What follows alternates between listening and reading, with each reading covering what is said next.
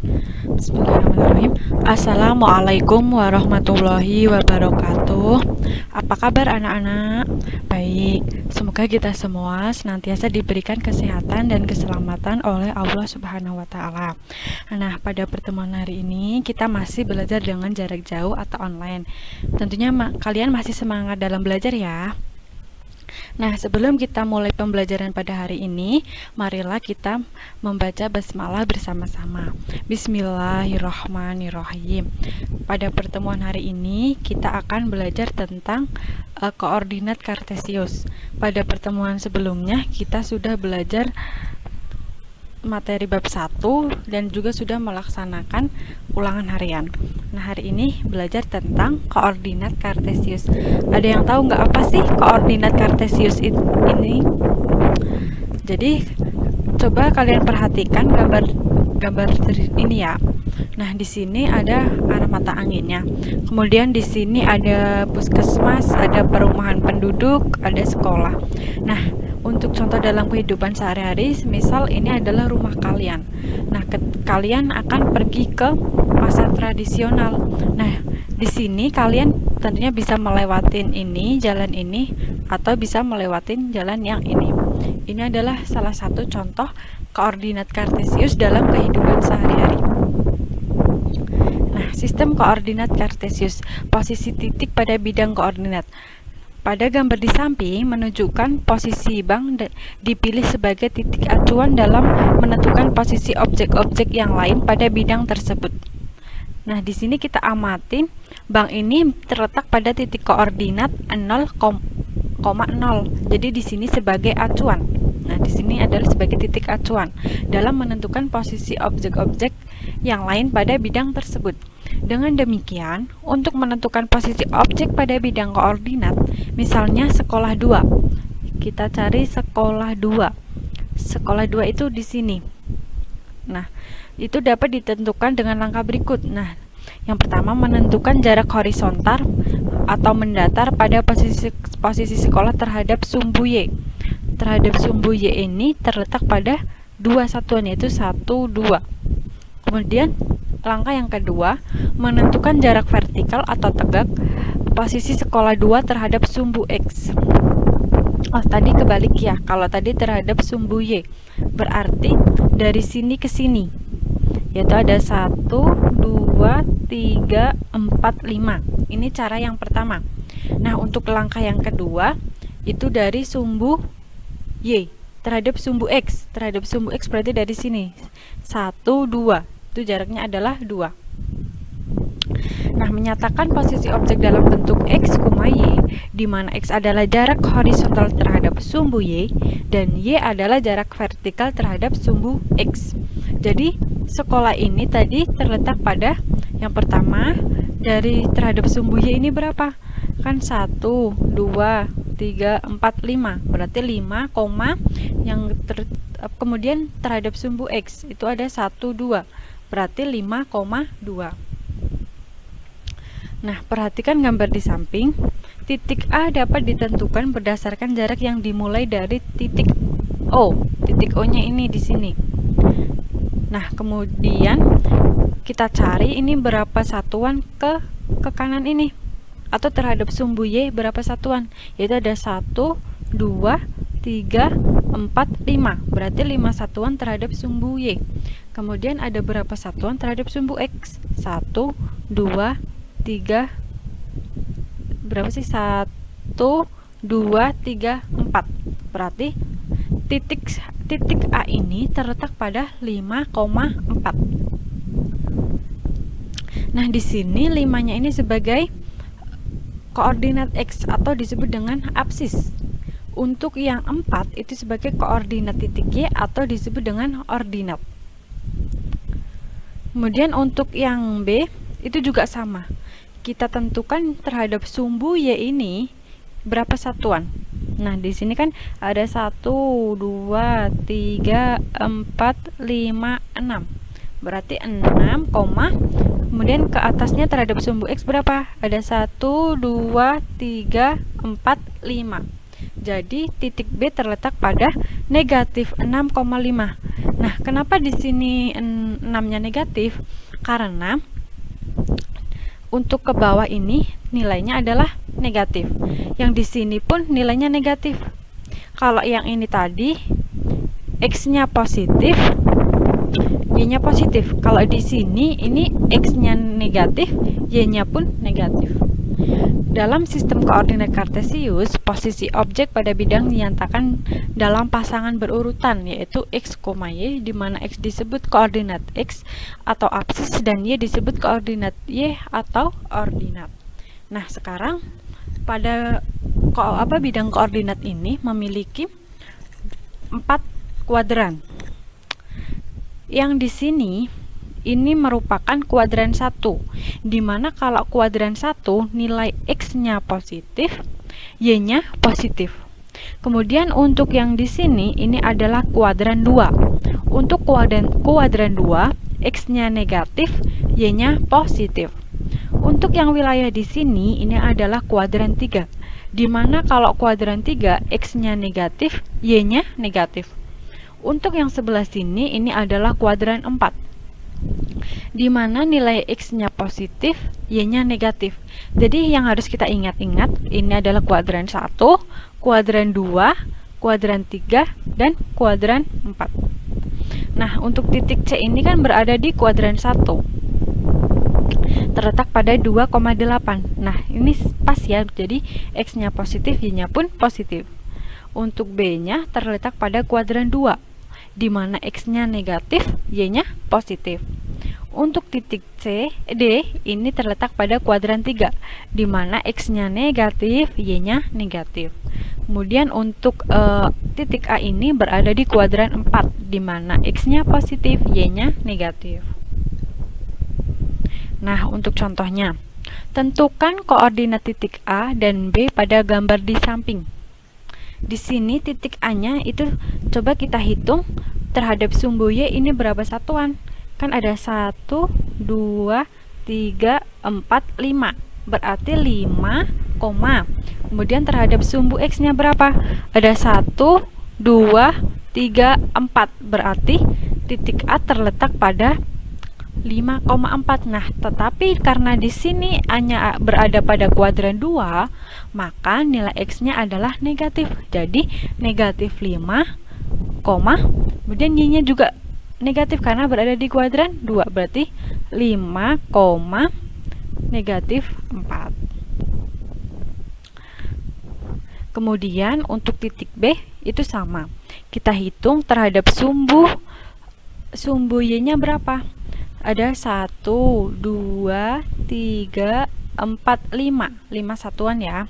Kemudian terhadap sumbu X ada 1, 2, 3. Berarti 5,3. Nah, tetapi yang harus kita ketahui bahwa titik B ini berada di kuadran 4. Kalau kuadran 4 itu X-nya positif, berarti ada 5. Kemudian Y-nya negatif, berarti 5, negatif 3. Kemudian kita akan belajar tentang posisi garis terhadap sumbu koordinat.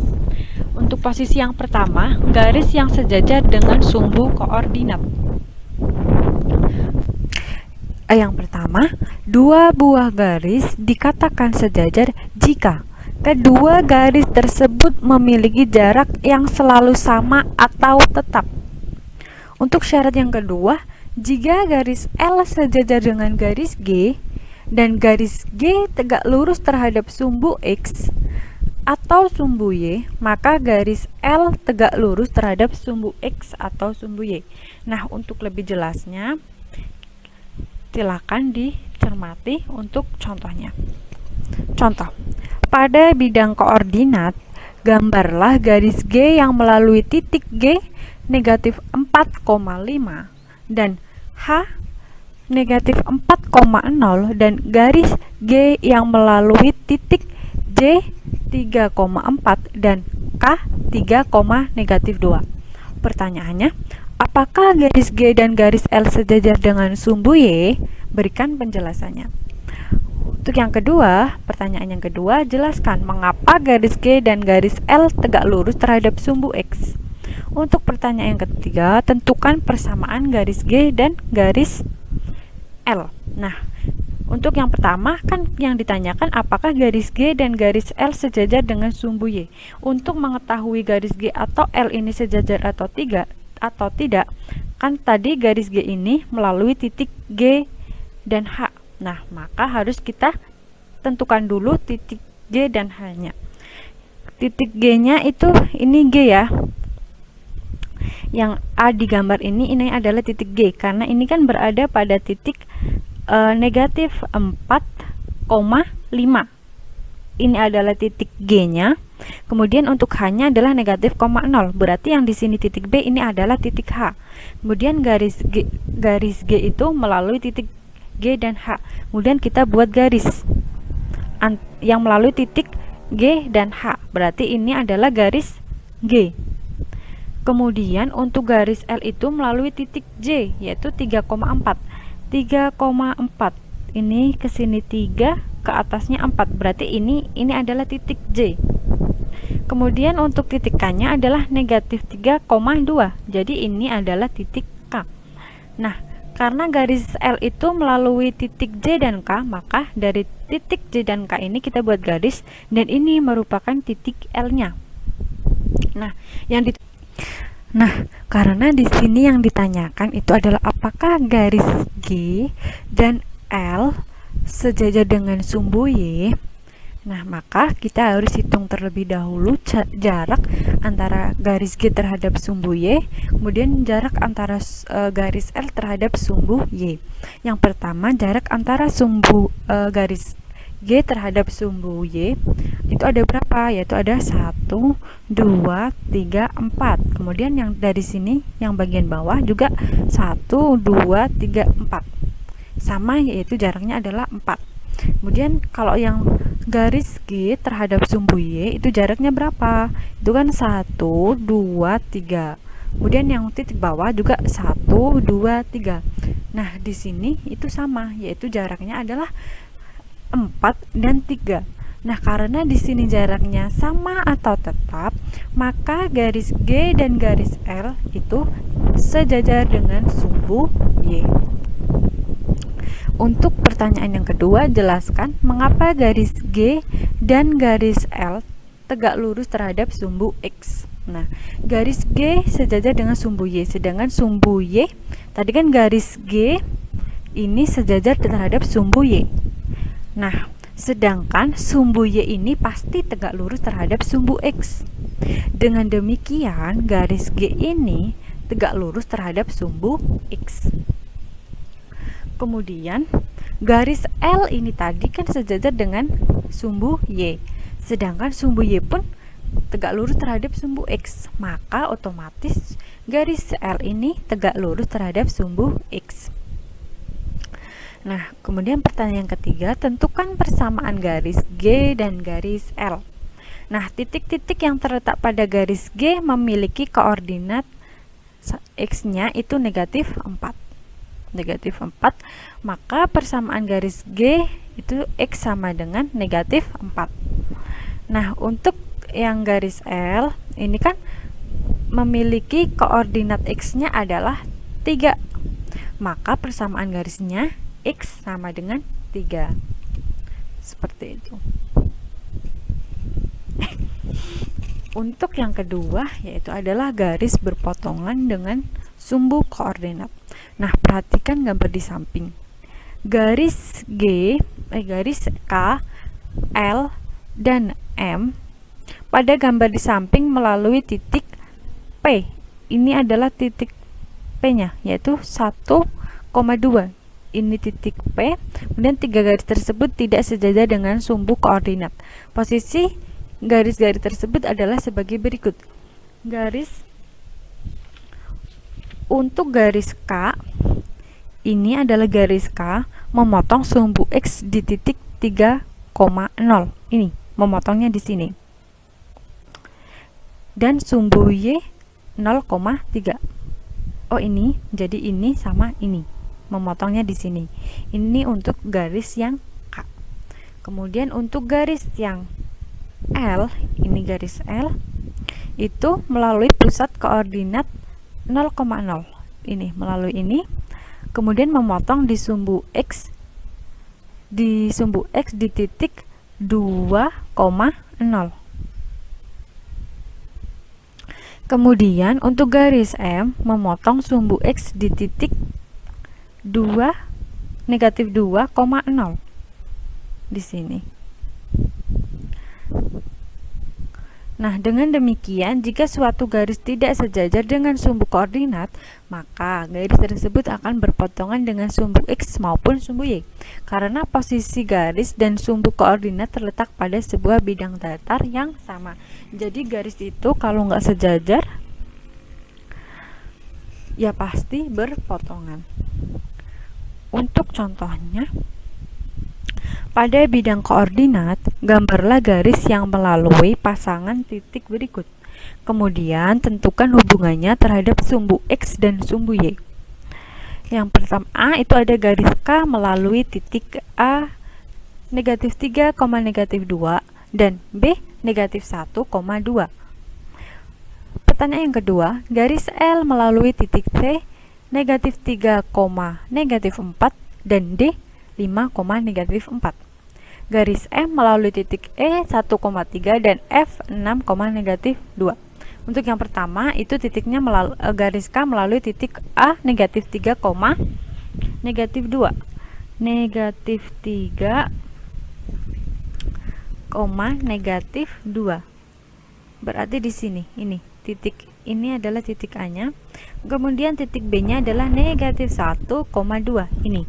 Kemudian kita tarik garis ke sini, maka ini adalah garis K. Kemudian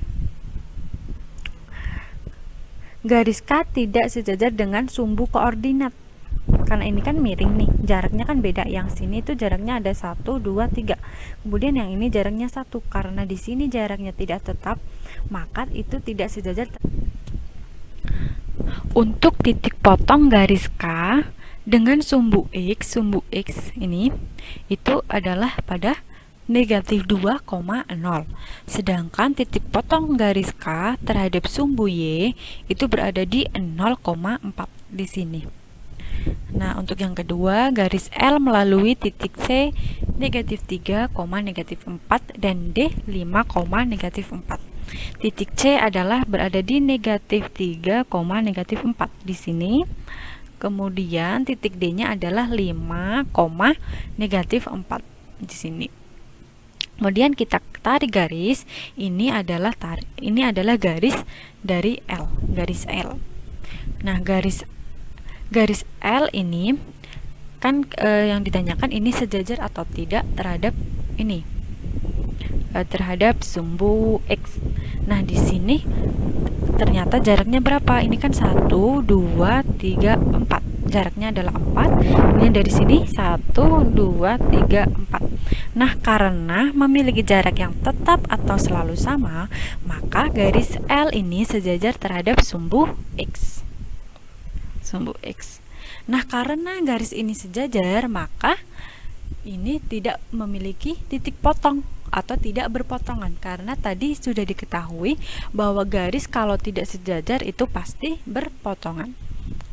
Untuk yang ketiga ini adalah garis M melalui titik E 1,3 dan F 6, negatif 2. Titik E adalah 1,3 di sini. Kemudian titik F-nya adalah 6, negatif 2 di sini. Kemudian kita tarik garis dari titik E dan F, maka ini terbentuk garis M. Nah, garis M ini coba kalau kita perhatikan memiliki jarak terhadap sumbu Y-nya sama atau enggak. Kalau yang dari E ini kan jaraknya 1. Kemudian kalau dari F ini 1, 2, 3, 4, 5, 6. Nah, karena di sini jaraknya tidak sama, maka garis M ini tidak sejajar. Nah, karena tidak sejajar, maka pasti garis ini berpotongan. Nah, sobat kita perhatikan titik potongnya terhadap sumbu X di titik berapa?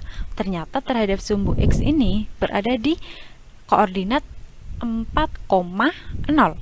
Kemudian kalau terhadap sumbu Y terletak pada koordinat 0,4.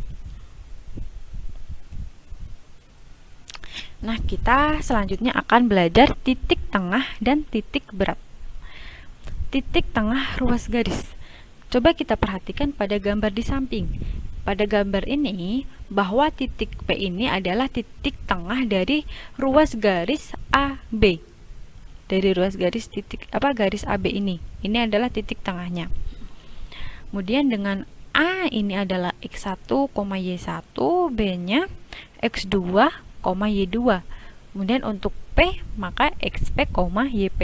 Nah, hubungan titik P terhadap koordinat titik A dan B itu sebagai berikut. XP itu akan sama dengan X1 ditambah X2 dibagi 2. Untuk YP itu X1, Y1 ditambah Y2 dibagi 2. Karena di sini ada 2 bagian. Jadi dibagi 2. Nih, yang ini bagian 1, yang ini bagian 2. Seperti itu. Jadi koordinat titik P itu X1 ditambah X2 dibagi 2, Y1 ditambah Y2 dibagi dengan 2. Jika P titik tengah AB dengan A itu X1, Y1 dan B X2, Y2, maka koordinat titik P adalah P ini X1 ditambah X2 per 2, Y1 ditambah Y2 per 2, atau P itu XA ditambah XB dibagi 2, YA ditambah YB dibagi 2. Kemudian ada titik berat segitiga. Ini, perhatikan ya, ini titik beratnya.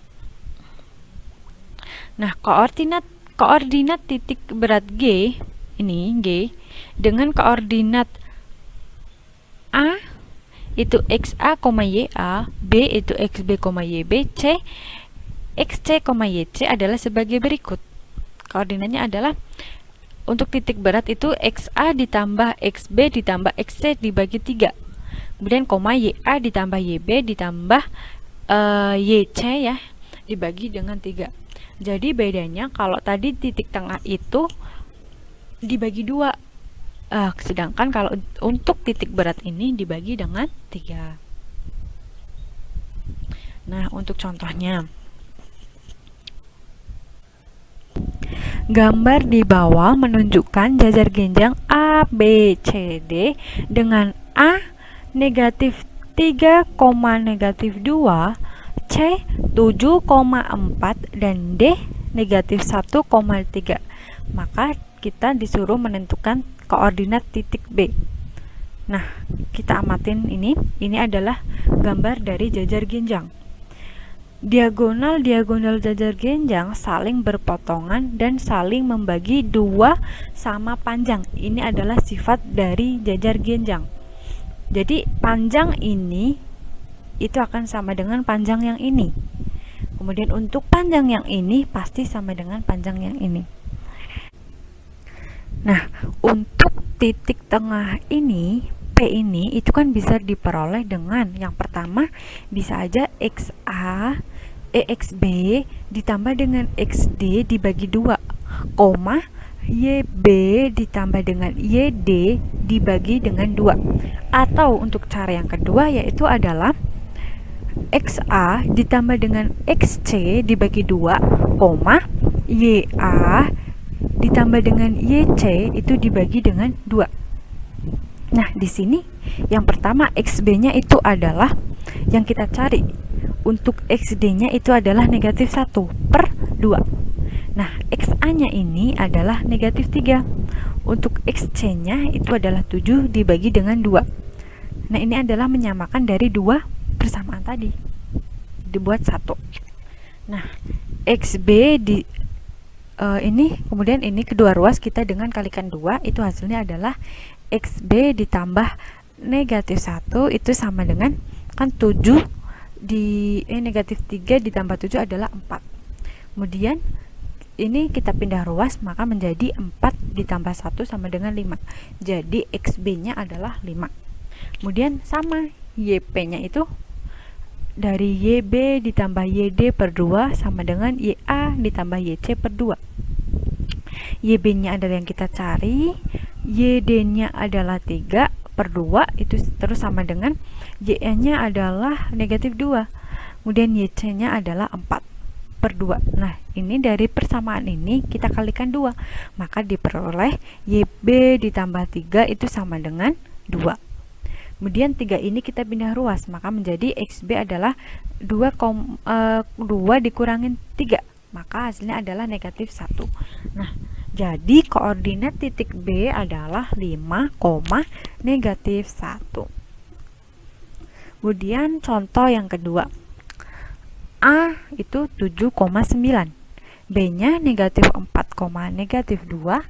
C 12, negatif 13 adalah titik-titik sudut pada segitiga ABC. Tentukan koordinat titik berat pada segitiga tersebut.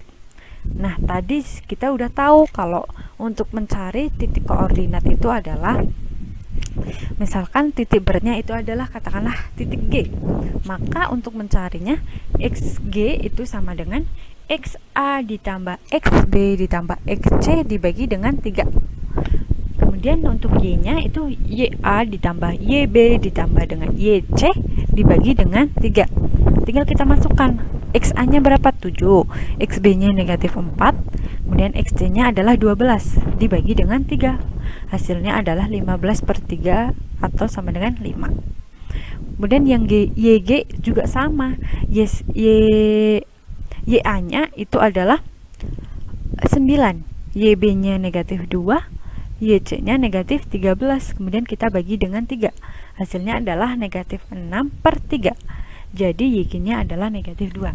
Nah, dari sini diketahui koordinat titik berat G itu adalah 5, negatif 2. Nah, demikian pembelajaran pada hari ini. Kita sudah belajar tentang sistem koordinat. Ada titik koordinat, kemudian tadi ada kuadran. Kuadran itu ada 4, yaitu kuadran 1, kuadran 2, kuadran 3, dan kuadran 4. Untuk kuadran 1, X-nya positif, Y-nya positif. Kuadran 2, X-nya negatif, Y-nya positif. Kuadran 3, X-nya negatif, Y-nya negatif. Kuadran 4, X-nya positif, Y-nya negatif. Kemudian kita juga sudah belajar garis yang sejajar dengan sumbu koordinat dan garis yang berpotongan dengan sumbu koordinat. Hari ini kita juga sudah belajar tentang titik tengah dan titik berat. Nah, untuk pertemuan selanjutnya kita akan belajar tentang sistem koordinat polar atau kutub. Jadi di rumah kalian bisa mempelajarinya terlebih dahulu. Baik, pembelajaran hari ini Ustazah cukupkan sampai di sini. Marilah kita tutup pembelajaran hari ini dengan melafazkan hamdalah bersama-sama. Alhamdulillahirabbil alamin. Wassalamualaikum warahmatullahi wabarakatuh.